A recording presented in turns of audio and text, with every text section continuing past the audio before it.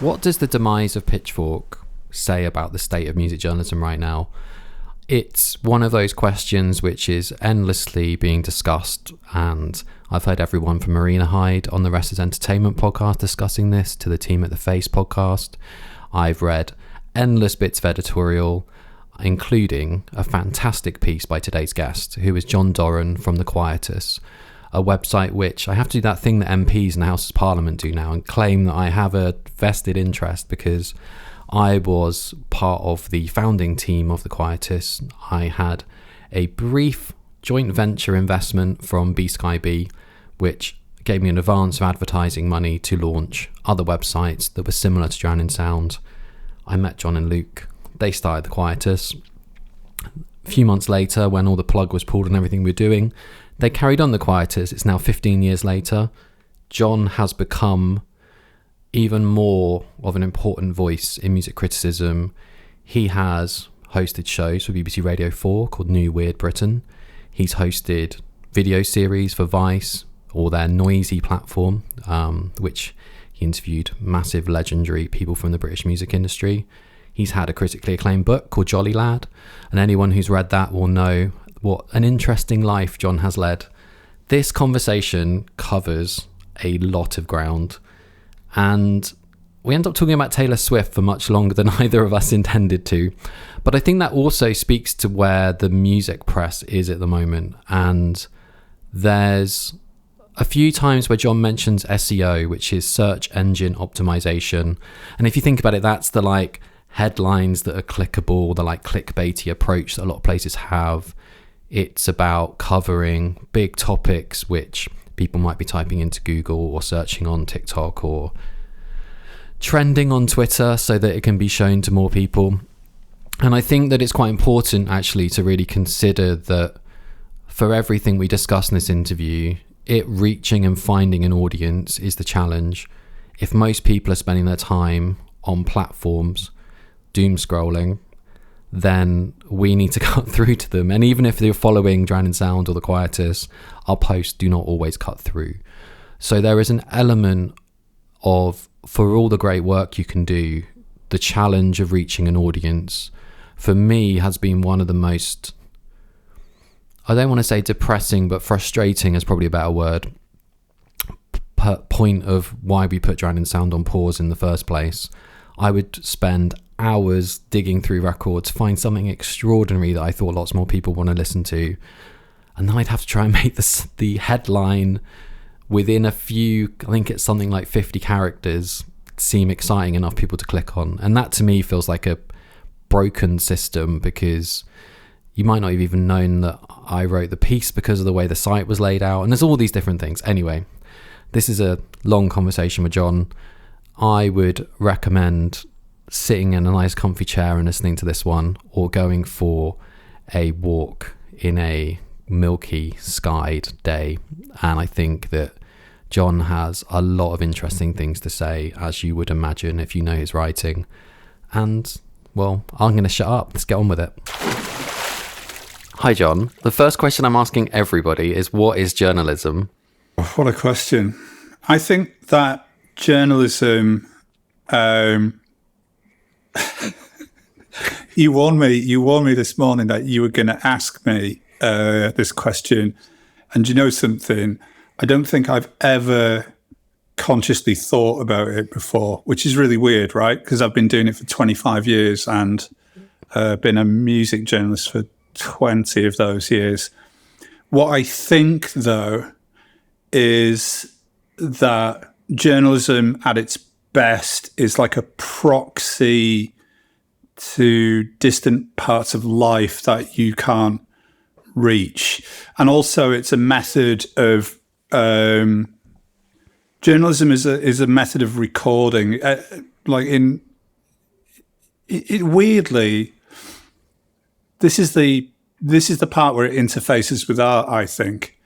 Like journalism is one of several ways that we have available to us to try and make sense of a reality in a kind of modern age, when there's just too much stuff for you to kind of wrap your head around. So I think that art does the same thing, but in an over allegorical way, and journalism does it in a more kind of meat and two veg kind of way. But at its best, it can be just as transportative. It's the thing that allows you to be standing on the kind of edge of that climate summit, as much as it allows you to be in the room when that woman is playing that smoking guitar solo, That's a really interesting answer, because I think the idea of what it can do to the reader is not something that I think a lot of people have talked about. A lot of people have talked about the search for truth, the telling the story of the person that you're writing about. But I think the thing that really hits me with your writing especially is leaving the page and just feeling something, whether you've been somewhere in the writing or I think that's the thing with certain writers, where you finish reading them and you feel activated to do something, even if that's just pressing play on the record you've been reading about. And I think that's something that I don't think people talk about and think about enough. And it's really interesting you hadn't thought about the question, because I think it is one of those big fundamental things that's why I thought it was a good way to start, of just whereabouts it is and what it sits in and where it begins. So whereabouts did your kind of entry point or education in journalism begin? Were you a voracious gobbler of magazines as a kid, or did you not even really think about it as journalism? I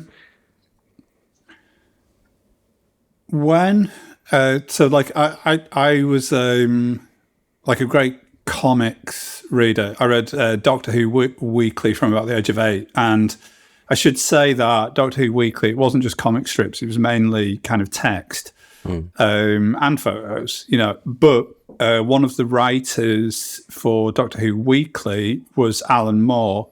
So in a way, my introduction to ideas of counterculture, weird culture, people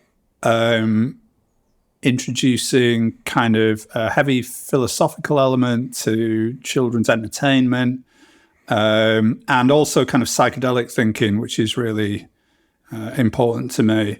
So that happened at an early age. I used to make magazines, like fanzines, I guess, but none of them were music related. I grew up in a really religious household. There wasn't much music played. Definitely not Radio 1, or not even Radio 2 even. So kind of like pop stars. And the crazier they looked, the more they'd upset my dad.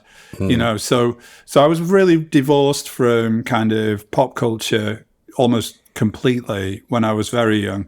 So I used to make magazines. Sorry, that must have made counterculture feel even more counter to the culture that you lived in. Oh yeah, I mean, my mind would be blown by the simplest things.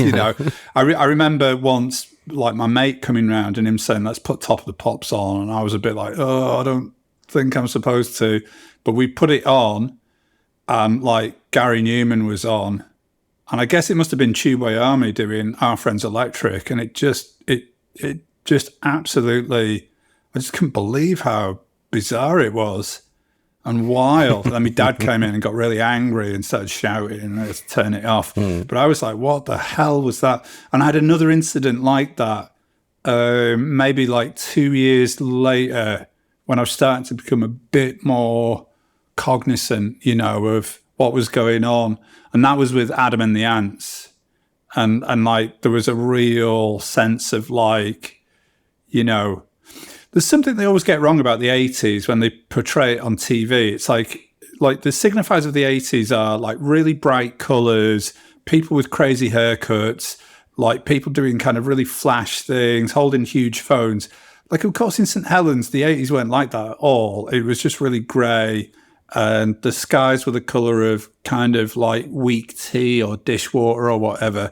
And so the real contrast for me to see someone like kind of Gary Newman or Adam and the Ants in my living room was like, it was fulgulate, which is a word I'd learned last night. It's to do with lightning. You know, it was literally like a lightning bolt hitting me. But yeah, that was all. What came first really was making magazines about science fiction, you know. Yeah. And also, I'll tell you what I used to do. When I negotiated a kind of a truce over music with my dad, I was allowed to listen to the charts on Sunday evenings for the 2 hours that they went on in my room, and I could tape them. And what happened was I would get really annoyed with whoever the DJ was. So say it was like Bruno Brooks or whoever. Like, so I would get my favorite songs, dub them onto another cassette, but I would do the links. So essentially, like, I'd have all of these cassettes, like Radio Doran, you know, but you know, it's kind of mildly embarrassing or whatever. But I think then if you look really early back, like, again, it was not, none of this was investigated. Like, I didn't really have any clear idea over what I was doing, but for whatever reason, I was very much drawn to making radio shows and making magazines. Yeah, which you've grown up to do, which makes a lot of sense. It's quite interesting that you grew up reading Alan Moore writing about that, and I grew up reading Charlie Brooker writing about computer games. And like those writers that were writing in completely different disciplines, obviously Charlie didn't become like a music writer or anything either. And it's quite interesting actually to think about the landscape and the hinterland, a lot of the music you cover, because I guess lore, for want of a better word, as in L-O-R-E, not L-O-L-E-W, but I guess both are relevant, makes it make sense why when I've read you write about someone like Mastodon, it feels like you've really understood all of the culture that's around what they're doing in ways that maybe a lot of writers that just came into music through music possibly didn't have the same chops for. Would that be a fair assessment? Well, I don't want to make any kind of swinging judgments on anybody else's writing. Yeah, sorry, I wasn't cussing everyone else. Yeah, you know, I definitely wouldn't say that I'm the only one. I only feel qualified to talk about my own writing. Yeah.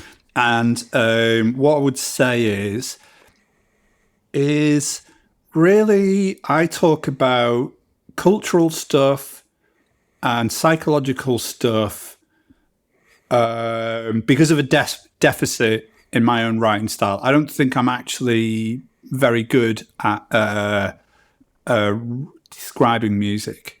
So it was lucky for me to come through. If I hadn't been such a catastrophic drunk in my 20s and early 30s, you know, who knows? Maybe I would have become a music journalist straight out of, like, actually gone to university and, like, become a music journalist straight out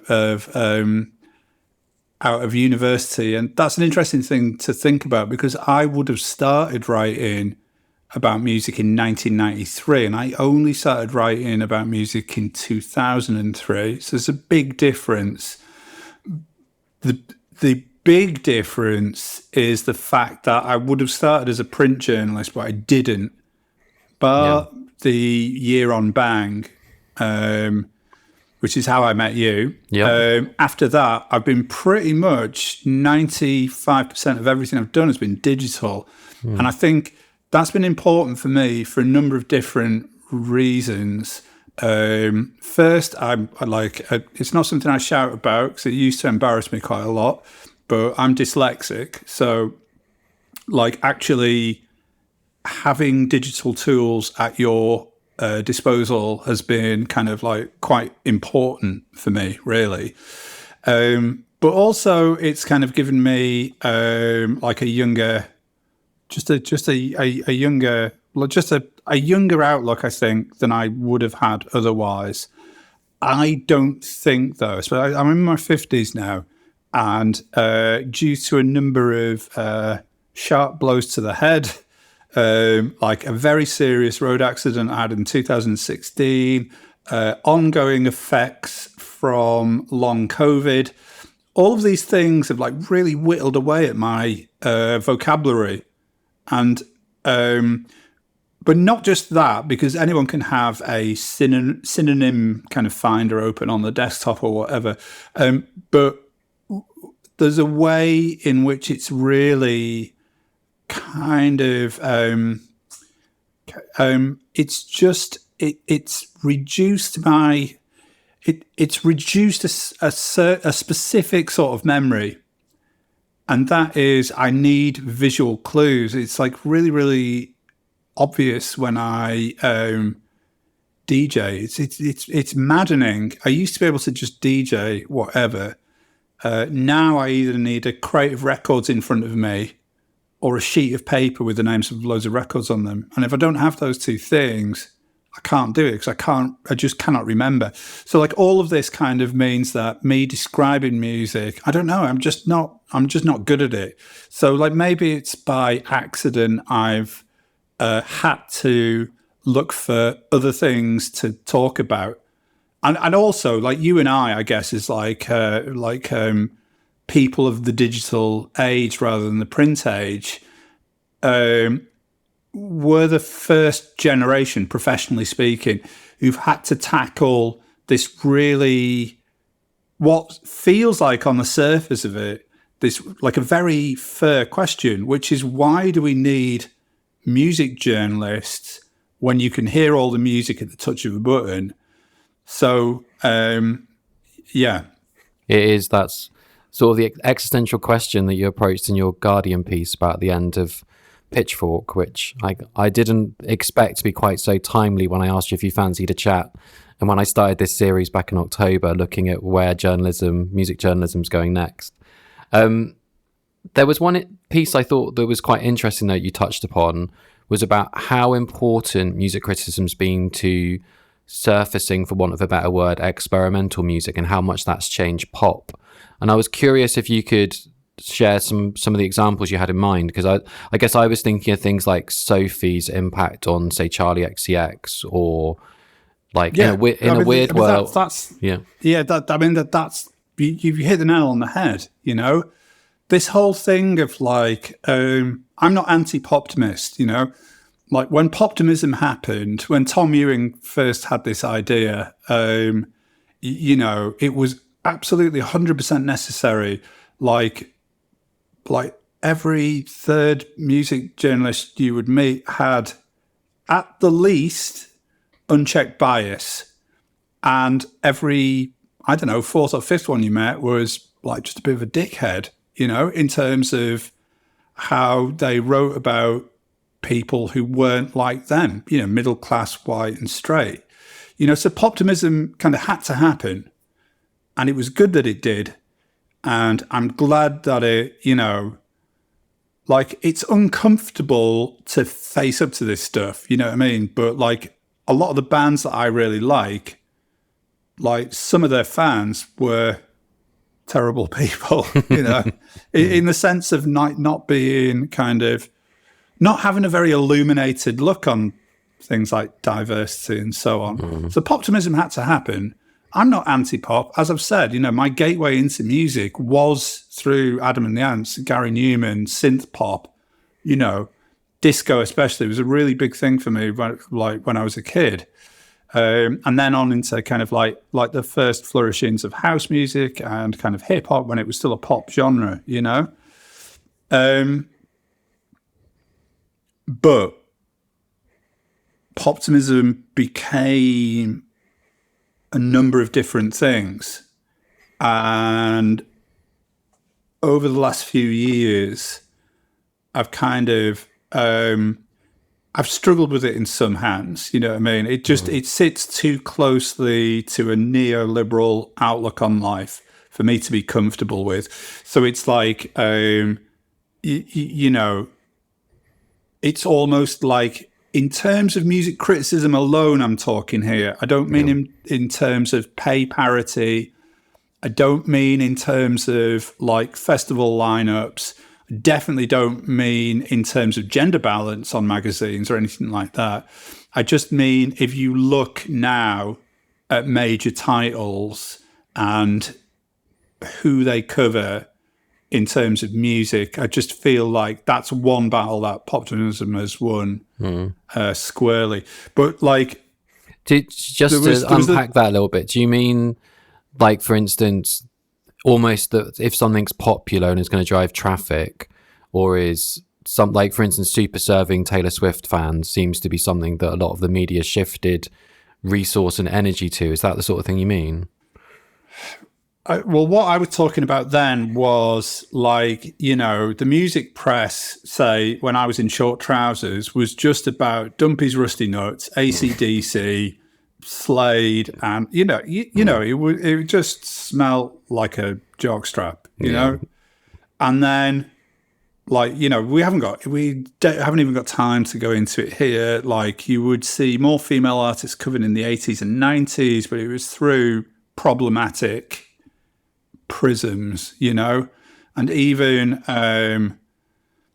now, looking back at the 90s, you would see male journalists who would present themselves probably as like being feminist or kind of like more diverse in the way that they think, but you go back and read some of that journalism now, and they weren't, you know what I mean? Yeah. They were just loaded down with kind of unchallenged bias and stuff like that.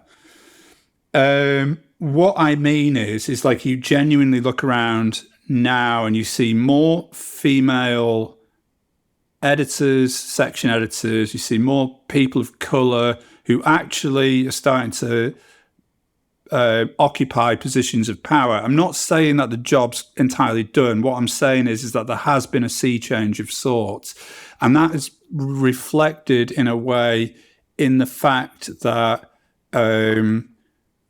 pop music gets treated seriously, and, you know, well, we don't just, like, it's a less important bias, but it's a bias that needs to be challenged anyway. I'm a post-punk fan.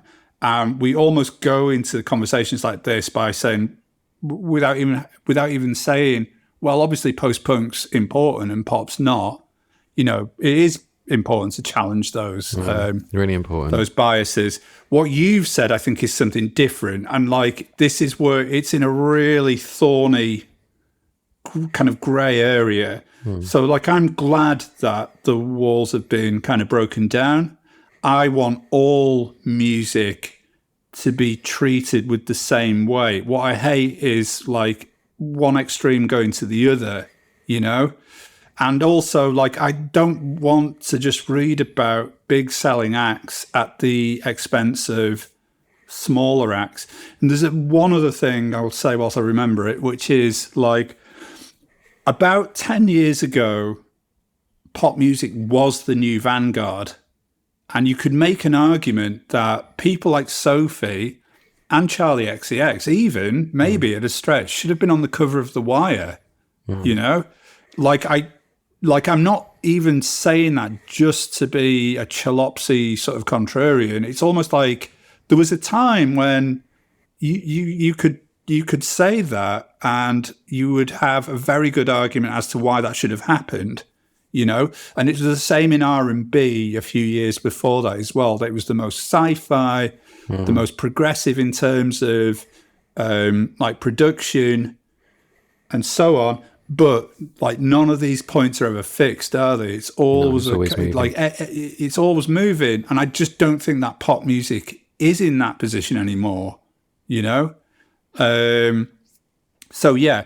So what you just said, like Taylor Swift 5 times in a week. Yeah, I do have a problem with that. That's obviously bullshit, and that's just about SEO. And it's like with everything I'm interested in as an editor, it's just finding a balance. You can get your clicks and deliver worthwhile content, you know. Yeah. But can you really do that if you're running 5 Taylor Swift articles a week?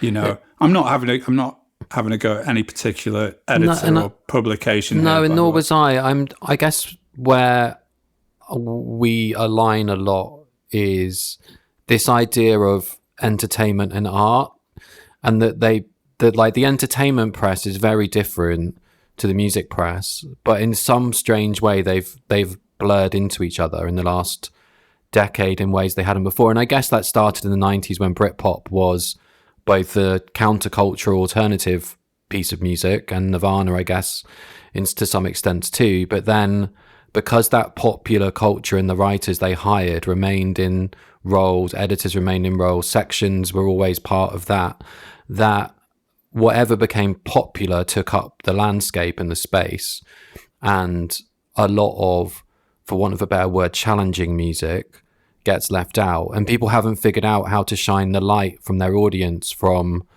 bringing in a load of Taylor Swift fans, and even if you're only introducing them to, say, Jimmy Eat World, or like giving them like a landscape of some of the music that might have informed what Taylor Swift was doing, that seems to be not part of the journey and the kind of the landscape you might get with film writing. For instance, if a big Greta Gerwig movie comes out, then you get this reappraisal of her catalogue and the directors she was inspired by and the writers that she loves, and you feel like you can enter into a world. And I feel one of the things that's lacking in the purpose of publications, for want of a better term, is that sense of, well, why does the journalism exist? When you've brought all these clicks in, the idea that it matters who's on the cover of a magazine rather than what's inside the magazine has always been one of the things that I've, as someone in from the digital world, always found quite strange. So I don't really know if I necessarily have a full point there, but I think that there's just something hollow in the idea of driving traffic for traffic's sake. And as a music fan, I want to discover, even if I did click on a Taylor Swift piece, what's the next step? And I wonder how much that's thought about in terms of the resource that goes into bringing in that ad traffic. So during lockdown, when Taylor Swift did her kind of folk album, and, you know, she had some pine trees in a video, and everyone was like, oh my God, it's like black metal. And I was like, this is the most I've been interested in Taylor Swift, actually. And maybe, like, you know, maybe this is my way into it, you know? Like, I struggle with pop music, but I try, you know what I mean? I try to get into it. I try to see what other people see in it with certain artists, you know. There are other artists I just really like, you know, like Sophie or what have you. With Taylor Swift, I struggle with her, I guess, in the same way that a Swiftie might struggle with listening to Anil Nathrak. Yeah. Although, having said that, I was really heartened to see that when the French pressing plant mixed up the rave and hardcore lacquers for the Happy Days compilations with the Taylor Swift album that year, that actually there were a lot of young Swifties on TikTok talking about how much they really like the Cabaret Voltaire track. And it's an absolute banger as well, you know. So it's like, that made me think, oh, the walls are thinner than you think, right? Do you know what I mean? But I don't know. Like, I like, for me, I just like, I thought I was going to get this kind of entry point into the fantastic world of Taylor Swift, but actually I just felt it was very, I don't know, like, but my suspicion was that when COVID ended and she did something else, and actually I was just like, it felt a little bit like a cynical marketing ploy, like, you know, what will play well with the largest amount of people, given that everyone's kind of locked down at the moment. Yeah. So to switch gears completely, one of the things that I've noticed that you've focused on maybe over the last decade is covering music outside of kind of the normal traditional, even using that term is loaded in itself, like the Western kind of music. And you've covered a lot of music from different parts of the world in music scenes that don't get the same attention. What was your moment of thinking this feels like a really important space? Were there a certain few records that you stumbled across and felt like this is what I'm here to do? Yeah. I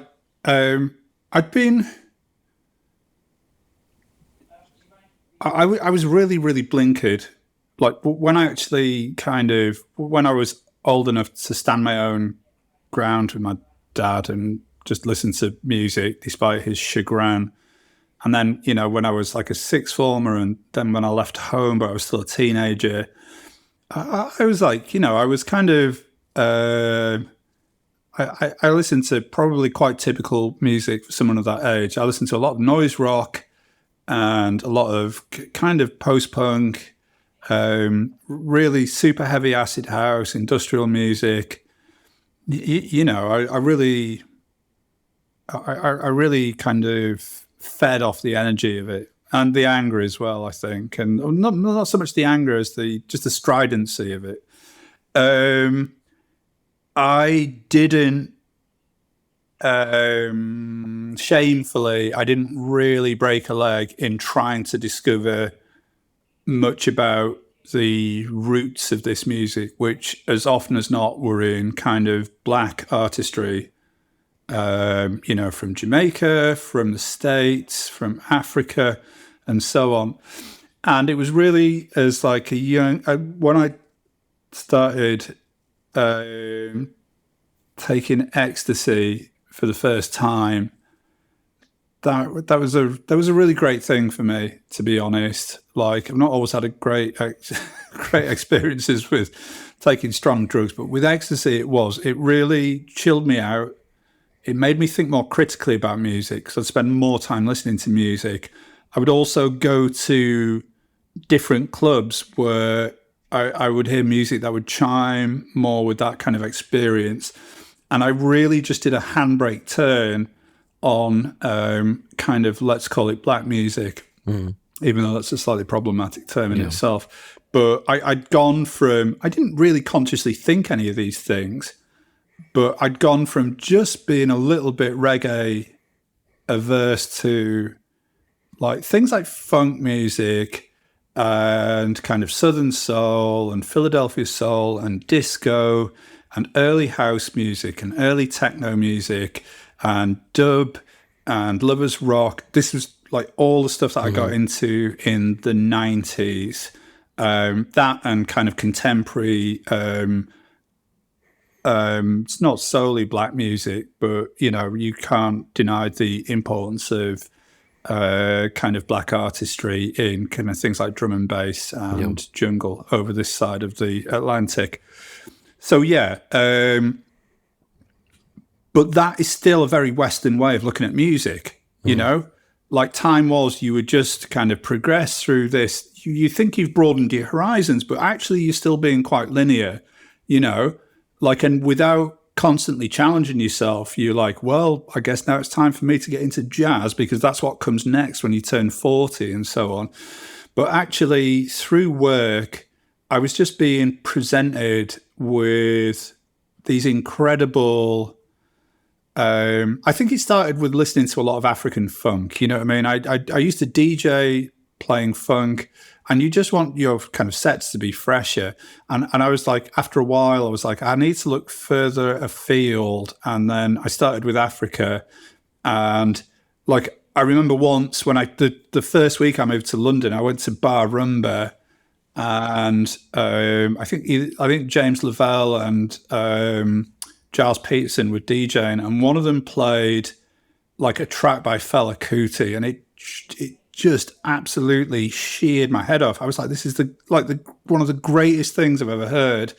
So like I'd always had that kind of love for Afrobeat from before I became a music journalist. But it's like I probably had much wider taste in music when I was a factory worker. And then when I suddenly had this really great opportunity to become a music writer, for the first few years, I was just became part of this machine. And it was like, you know, where's the money at? The money's at writing about indie, you know? That's really where the money was 20 years ago. And like, it really took me and Luke starting the Quietus, you know, obviously, you know, thanks to you as well, you know, that that was at the point where I started being able to diversify and start thinking about writing about this stuff myself. Just so I don't rattle on about this too much. Another a really big thing though was watching Omar Suleiman play his first UK gig at the Boston Manor. And it was him and Group Duet, and it was on a bill put together by Sublime Frequencies, this amazing kind of diasporic record label. And yeah, it just lit off so many light bulbs in my head. Like, we got there, and there were some ravers there. There were some kind of like wire subscriber style people. There were a lot of people from the local kind of Middle Eastern and North African community were there. And he came on, he had this amazing band, this brilliant keyboard player called Rizan Saeed. And it went off in a way that I don't think he looked slightly taken aback. Like he just couldn't believe how people were going mad for it. Because people in the crowd were reacting like they were at a rave, you know? And that just, it really just, I really relish those kind of flashpoints where something happens and it just decimates the way that you think about music and allows you to stick it all back together again in hopefully a more positive manner. So I got to write about Middle Eastern music and North African music. I'd write about it for the site in a very piecemeal manner. And then Michael Hann very kindly gave me a column at The Guardian to write about. I do think like both me and The Guardian at the same time started to go, hang on, should a white guy be writing about this music? And it was a totally fair cop, you know?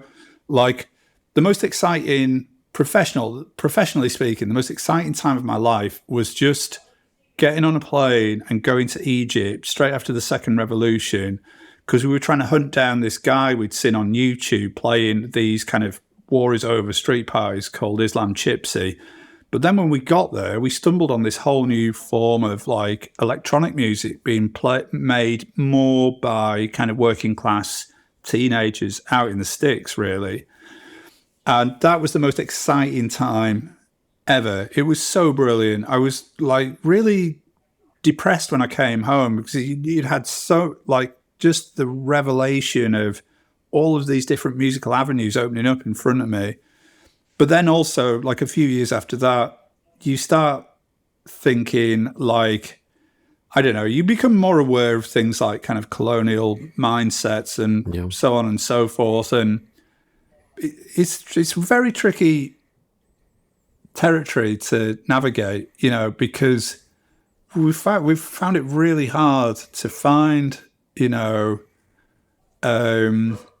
we find it really hard with some countries to find a writer who's into the kind of underground, crazy music that we like, but also can speak English and can also write to a certain degree. It's actually, you know, quite difficult, especially when you're talking about Arabic, where, you know, your means of communicating with people, it's not, you know, it's not great. I don't have any Arabic at all, you know. It's really interesting, actually, to consider how AI or something might translate that and make that easier. Like the Water and Music research community, they had this project where they had someone in South America turning everything into Spanish, but they would go through each article and rewrite it and like talk to the writer and rewrite the piece. And it just made me suddenly think when you were talking then, and also when you were talking earlier about needing those kind of like AI obviously there's a lot of complicated, difficult things with it, but if it would allow voices from different culture to write in their own voice and it be translated in a way that we'd read it, would be amazing, wouldn't it? I'd be all up for it. I mean, to be honest, like when we got out to Cairo, Yost, who I was traveling with, he was like, people were sending him this mad, like what we started calling electro charby, but it was actually should be referred to as Maragonet. But anyway, there's just this real rude boy Egyptian ragga with the kind of auto-tuned kind of vocals and like just like really mad drums and stuff like that. And people were sending us these YouTubes saying this is happening where you are right now. And at first we were like, well, it's like we were just looking at all this Arabic script, and then we were just dumping it into Google Translate. So that's kind of the same thing, really. Just a very like a blunt instrument version of that. So I would be up for that. I've done an interview yesterday with a guy called Mohammed Sif Khan, who's like a Kurdish Syrian refugee who lives in rural Ireland. And it's like you want to sit down and do face-to-face interviews, but if you were also at the same time, that doesn't really tie in with you wanting to do all this international stuff. So the questions I've given to him have been through like 2 or 3 stages, with translators and people tidying it up, and it's not the same as like an old school interview.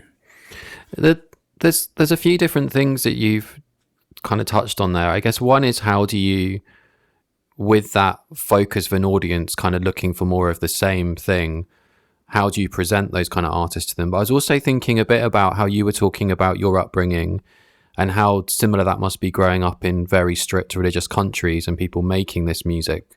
I spoke to Emma Garland, who's written a fair bit about artists like coming out of female artists in Iran and things, and how I just wonder whether you were saying a second ago about how you wouldn't have been best placed to write about it, but I think we've both grown up from working class backgrounds, which makes us quite unique in journalism for a start. But how how having that sense of like religious kind of limitations to your world would make you quite a great person to talk to some of those people. I that's kind of how I feel about it. And I've kind of, you have to be the reed that moves with the wind. You can't be, you don't want to face that kind of fracturing under these kind of push and pull strains in journalism. I had some people saying, it's problematic the way that you write about Middle Eastern music. And I maybe took it too much to heart when I shouldn't have done. I don't really care what people think about me. But if there's one region where I don't want people to think that I'm kind of a misogynist. I don't want people to think that I'm racist, Yeah. And actually, if people are going to ignore the several pieces I've written for the Quietus explaining why I'm writing about this music and why I'm grouping it all together and what the fundamental aim for us is, which is like, we want to go on a learning journey together. We want to also kind of help foster this rhizomatic network where it's not just the idea, the kind of new weird Britain idea where it's all of these towns kind of having this underground network that exists under the radar of the mainstream music press. But really, why doesn't that go global? You know what I mean? Yeah. So, but if people aren't going to, I got to this stage where I was like, if people aren't just going to ignore all that stuff and just start tossing around accusations of me being just another colonial white guy, like writing in really objectionable terms about kind of music made by black and brown people, then I just got a bit depressed with it and stopped doing it. However, now, I am, I don't know. It was one of those things where I was so into it, you can see behind me on the shelves, that one, the one below, that's all my Middle Eastern and North African records, and I've got more upstairs. It was a real obsession for me. And it's like, I've always said this, the reason why I persevere with music that just sounds weird to me on first encounter, or even there'll be one aspect of it that I like, but I hate the rest of it. And I'll keep on going back to that rather than just listening to something which sounds like something I already love. Because 1 time out of 10, when it clicks properly, that's the greatest feeling, Yeah. Because to me, it's like, I hate the idea that life is funneling what I want life to feel like, especially as I'm getting older. is for my horizons to be broadening, not shrinking, And I'd be the first to admit I applied just my same normal standards of enthusiasm. Like I only really learned about grindcore and extreme metal enough to write about them in my mid-30s, But it was fantastic, you know what I mean? Like, there's like a lot of music. Like, I was into kind of mainstream metal, but nothing else. And then suddenly in my 30s, I was getting into like Pig Destroyer and Cattle Decapitation and like they're amazing, but I applied the same kind of just enthusiasm to Middle Eastern music. And actually, if I'm going to be dispassionate about it, they're not interchangeable things. There's like a huge geopolitical element to it that I maybe should have considered like a little bit more deeply before I threw myself into it head first. However, I don't think that anything that I've written is particularly objectionable. And there are big changes happening at the Quietus. And like one that I can talk about is like we are going to reconnect in a more serious way, I think, with how we cover music that we feel a kinship with from around the globe. And it's like, where possible, we will use people either from that country or from the diaspora. But I think now I'm getting to the stage where like I find it really frustrating to see music slipping past where we really could have brought it to a totally different audience, but we didn't because we couldn't find an appropriate writer. And I think like as long as we do the due diligence, I'm going to be a bit more relaxed about just kind of like white English people writing about it, I think. Rather than a dispassionate robot algorithm that's not going to find it and not going to surface it. I think it's like, and Absolutely. It's also something you were talking about then about like looking at like almost like this, the way like mushrooms are all interconnected and roots of trees are all interconnected underground and how the world's music scene. The mycelium network. Yeah. I mean, like I've like, yeah, absolutely. That's the way that I used to think about it. And it was only, I struggle with kind of cultural criticism, but I do like that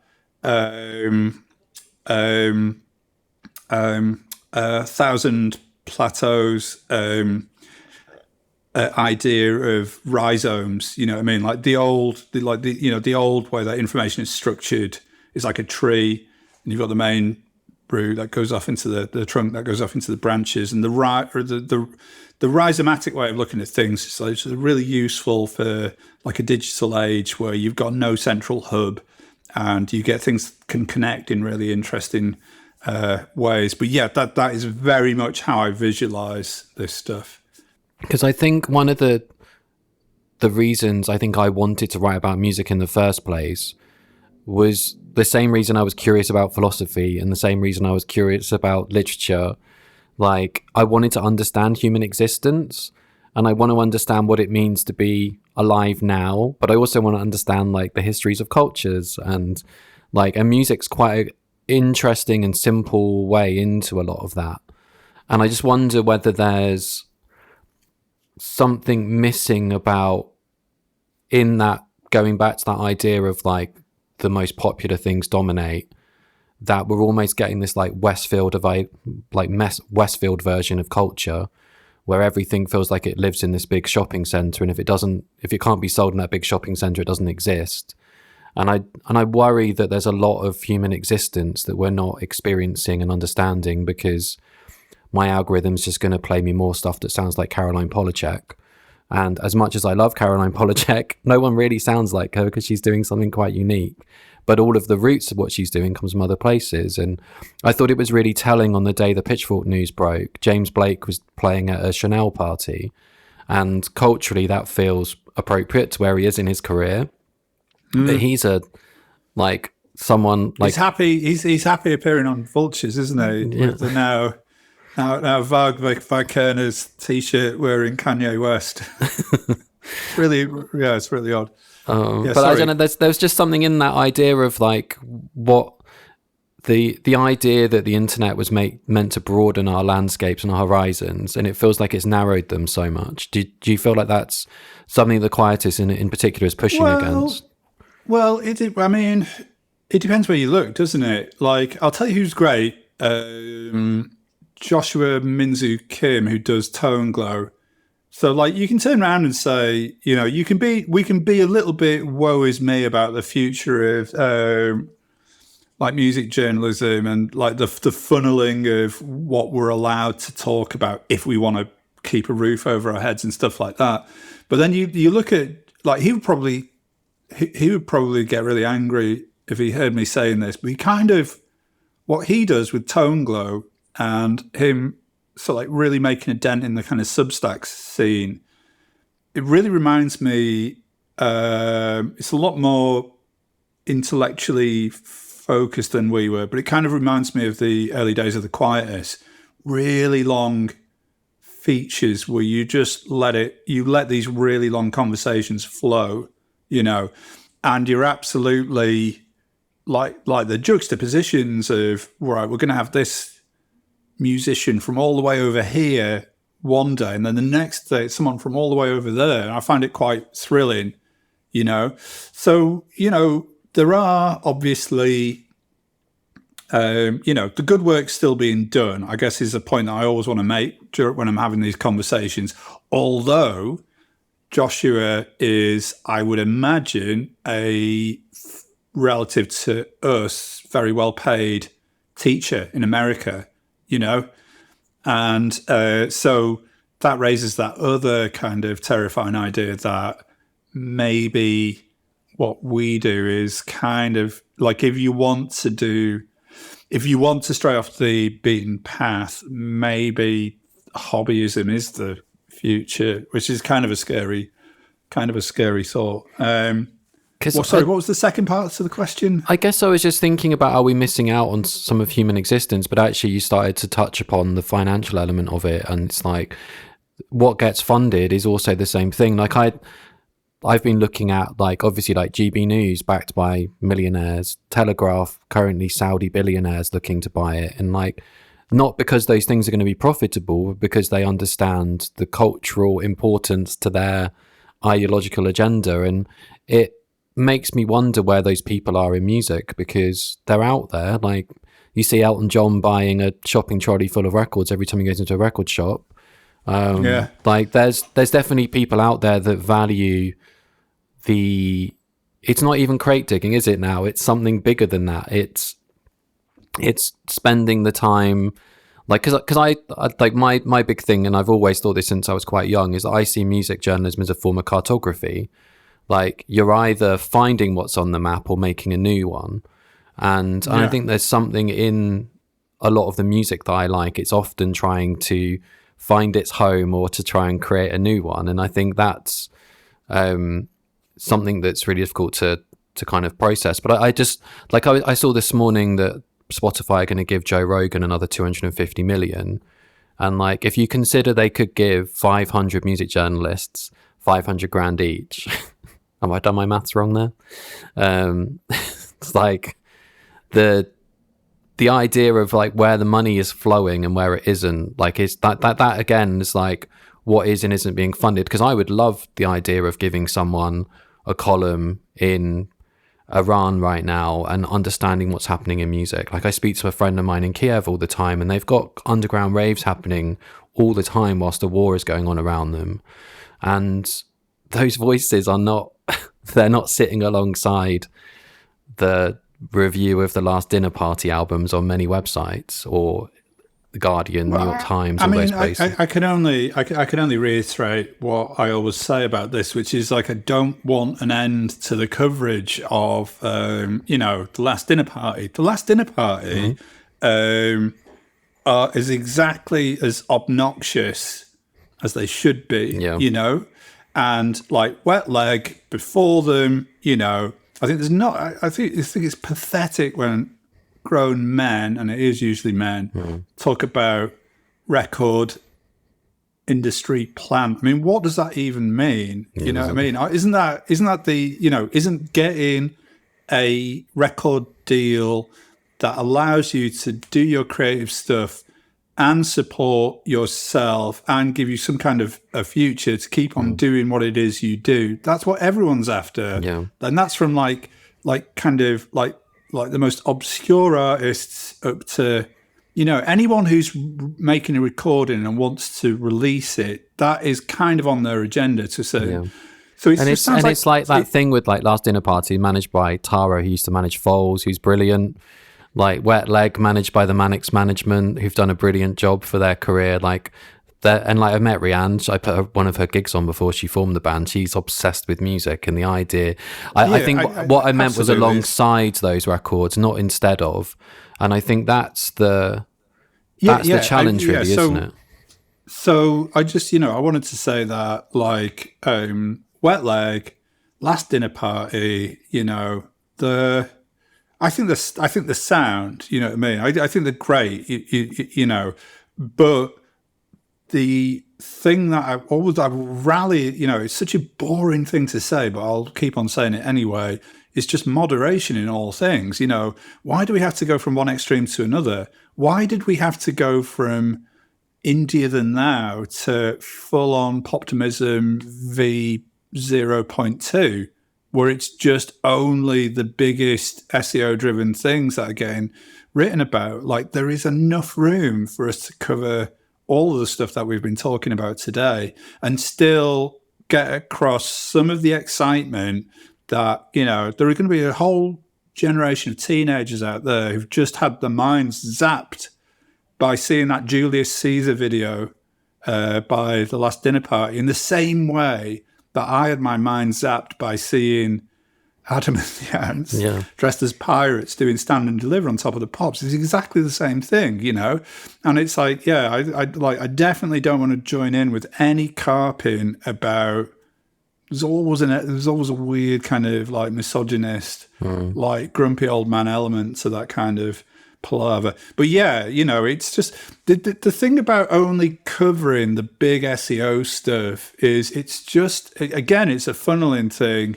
You aren't like, it's not like, I don't think enough of these Wet Leg style bands are coming through. Yeah. And I think part of it, a little bit of the blame needs to be shouldered by music journalists. This is the only area where I will criticize my colleagues, right? And I feel comfortable doing this.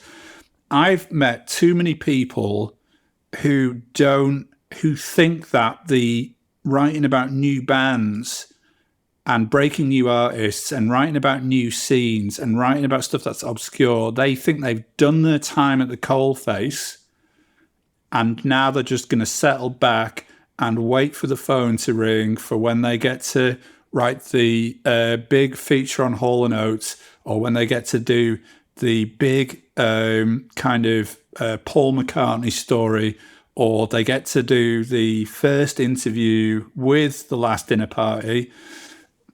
There should be no cutoff point, writing about new music that's slightly difficult and weird, music that really sorely needs some kind of contextualization, I feel personally, and music that, sounds odd to us now, but is could be the sound of the future. I cannot stress enough how utterly weird hardcore and jungle sounded at the start of the 90s, yet it was the musical lingua franca of the mid-90s to the early noughties. Every advert, every film trailer, every film soundtrack, every bar, every club, you hear that kind of drum and bass kind of rhythm going on.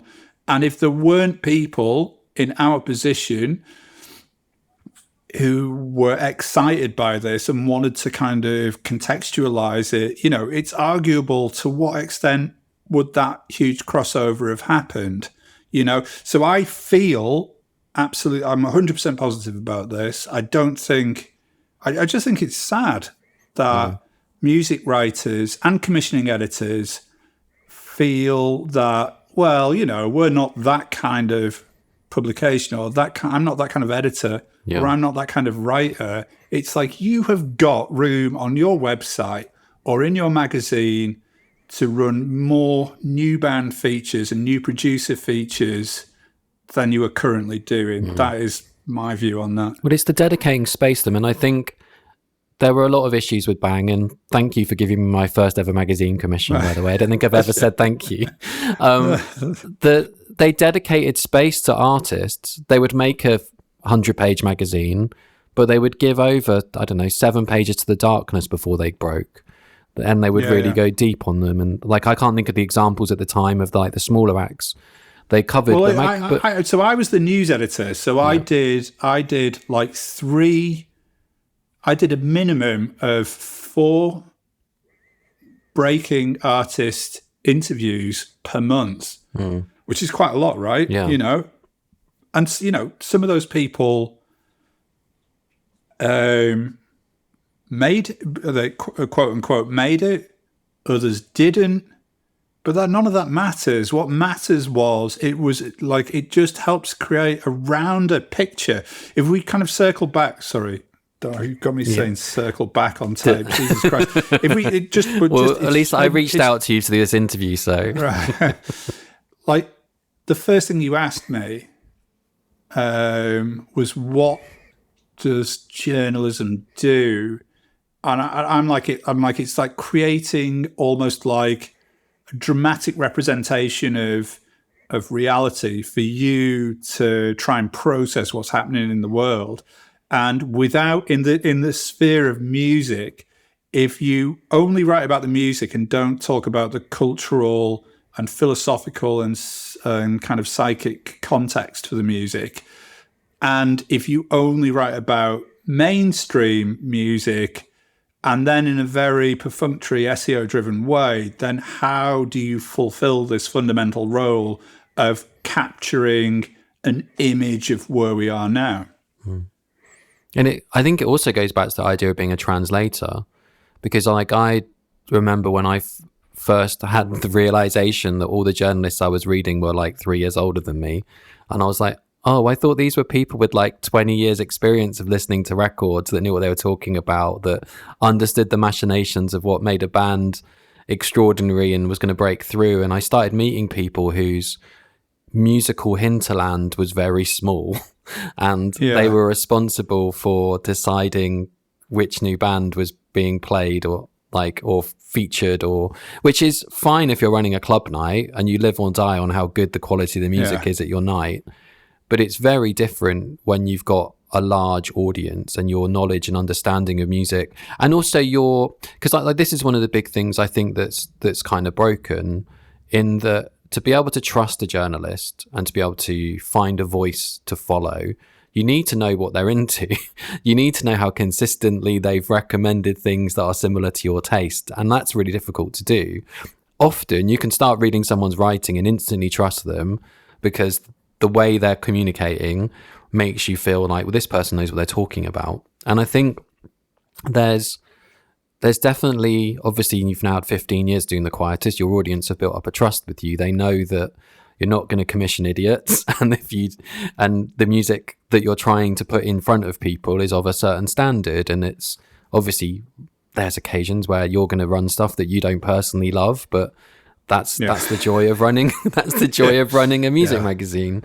And you might not, someone might be nasty about a record you adore and all those things. That happens when you're an editor, doesn't it? Sometimes. Yeah, it does. And I think I mean, we're a bit more holistic now. Just to put in, we're slightly more holistic than we used to be. Like we never used to have editorial meetings, and we have 2 a month now where we discuss pretty much all the music that's going on the site.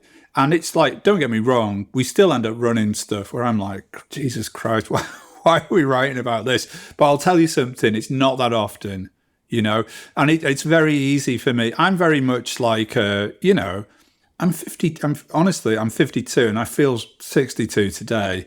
So it's like, I'm much more than I used to. I'm having to put myself into a different headspace and think, what would the me of what would the emotional reaction of the me 20 years ago or 30 years ago or even 40 years ago, what would that person have thought of this music, or like, I don't want to play this card all the time, but I remember hearing John Peel when I was very young and him saying there was an element to, if we don't play this music, who will, And in the digital sphere, because I do think there's a little bit of crossover between what we do in The Wire, not an embarrassingly huge amount, but there is a little bit of a crossover there.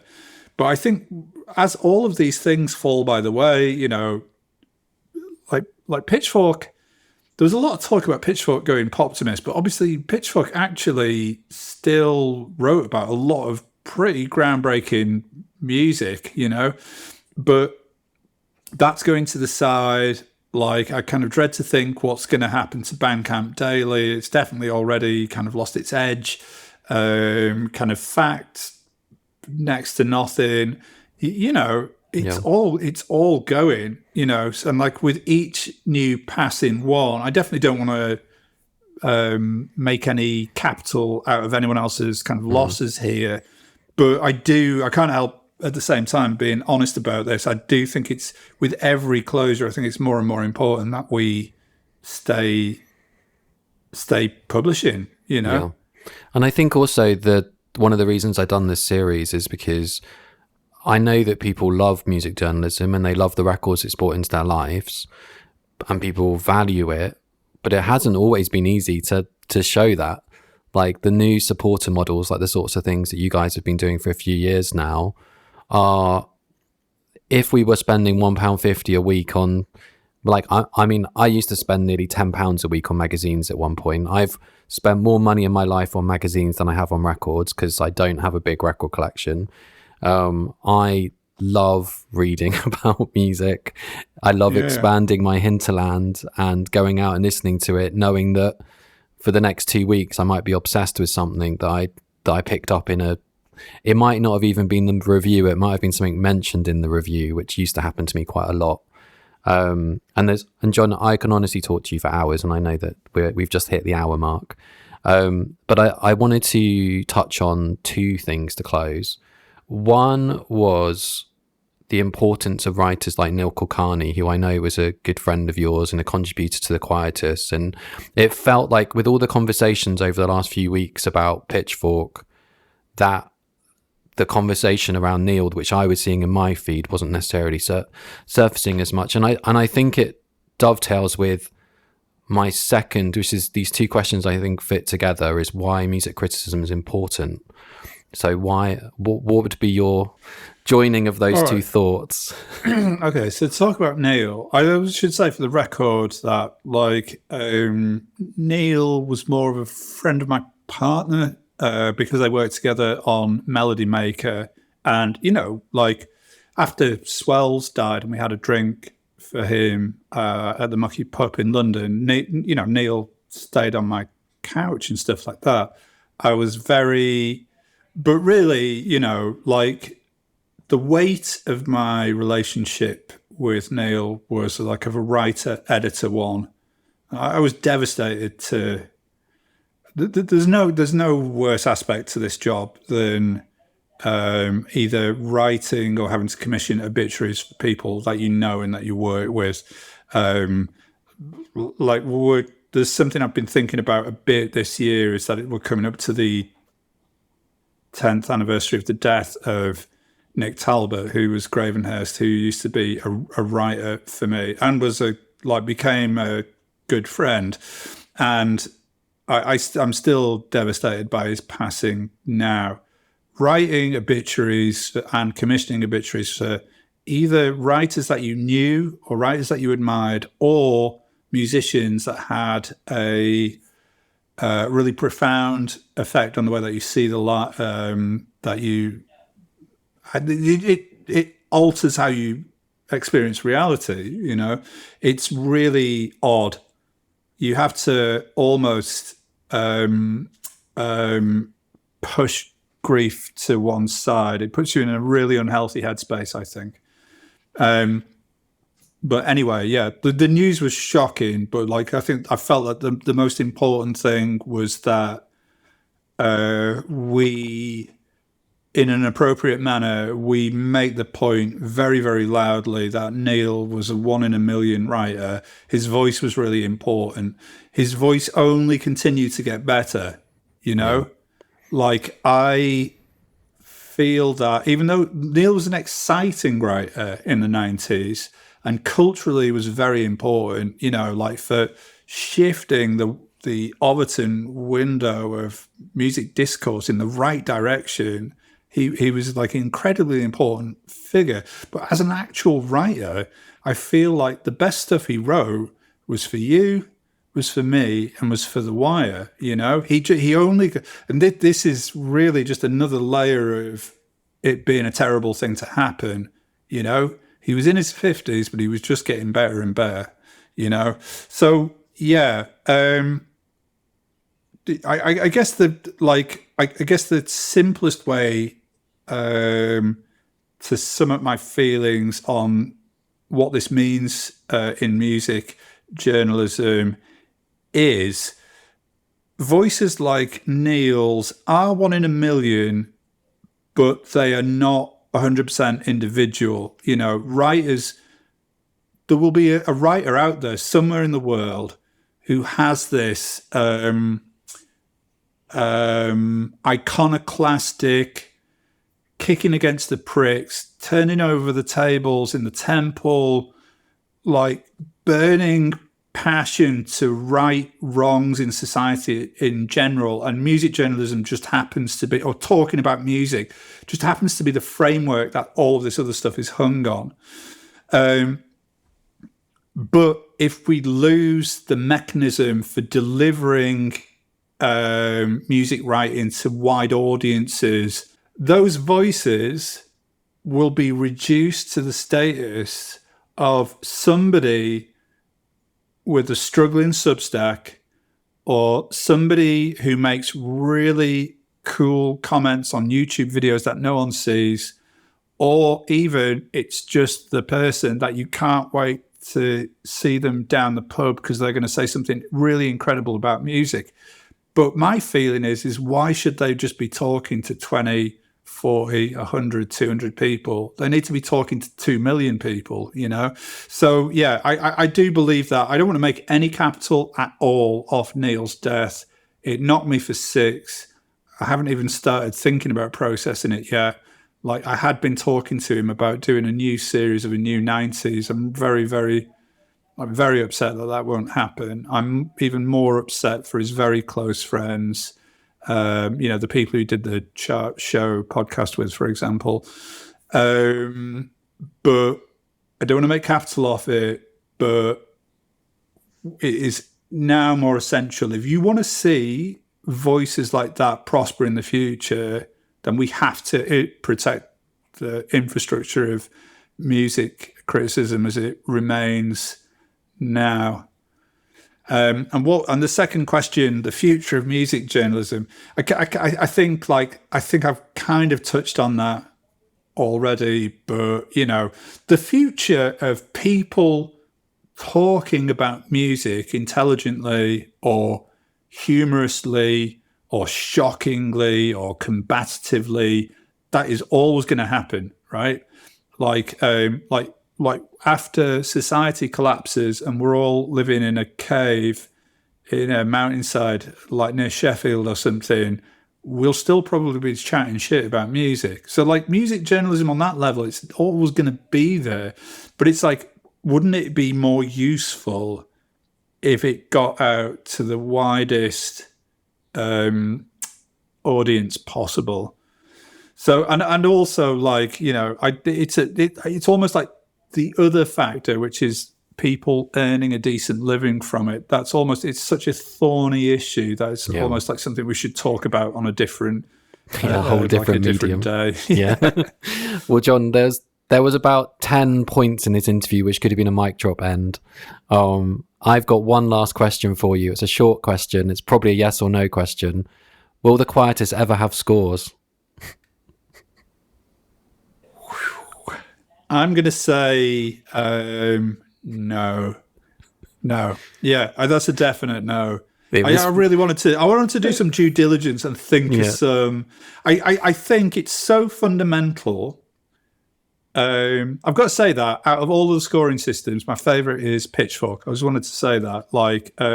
I like the way that they've actually thought out what their scoring system means, and I like the way that they have like a college of people who sit around and use like a very well documented process for arriving at these weirdly specific scores, and then hand it on to the reviewer to review. So at least there's some science to it, at least there's some consistency to it, but you cannot rank music like that, because my idea of what the worthwhile thing I'm getting out of music will be different to you, it'll be different to the next woman, different to the next man.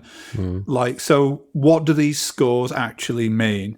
And also, you've seen at the moment people are trying to relaunch Q magazine. I think kind of fair play to them. I don't want to for people in our industry, the more avenues there are for us to earn money, the better. But this is on a hiding to nothing. What the current climate suggests is that there is no future for us to be a buyer's guide, you know. And again, it takes us back to that fundamental question of like, what use is music journalism when you can hear all music at the touch of a button? And it's like, well, it's only of use if you talk about all the other things around the music. As a buyer's guide, it's over. So why relaunch Q? Why not relaunch Sounds or Melody Maker or one of the papers that actually helped illuminate the times that we're living in? And there is our mic drop. Thanks so much, John. I'm going to hit stop. Thank you for listening to this episode of the Drown in Sound podcast. I've been your host, Sean Adams. You can now find Drown in Sound at drownedinsound.org, where you can, if you so wish, support this podcast and my weekly newsletter, which will have some free content and some of the essays will be paid for, which is very similar to the Quietus. You can sign up over on their website. There's a link in the description of this show. If you do not know where to find those, just click on the episode and then there's paragraphs and paragraphs of text. This was a very wide-ranging conversation. It sparked a lot of topics. It was oddly a bit more daunting than some of the others because I know John, but I also know how wise and thoughtful and how many areas that he can cover. And the conversation really could have taken so many more directions. There's so many more tangents I wanted to go on. We probably could have done a whole 10-part podcast series, just the two of us chatting. Anyway, thank you for listening. There are plenty more episodes in season 2 of the Drown in Sound podcast about the future of music journalism. And I am starting to think about season 3 right now. But there's still more episodes from this season to come. So I will see you on the next one. Thank you. Bye.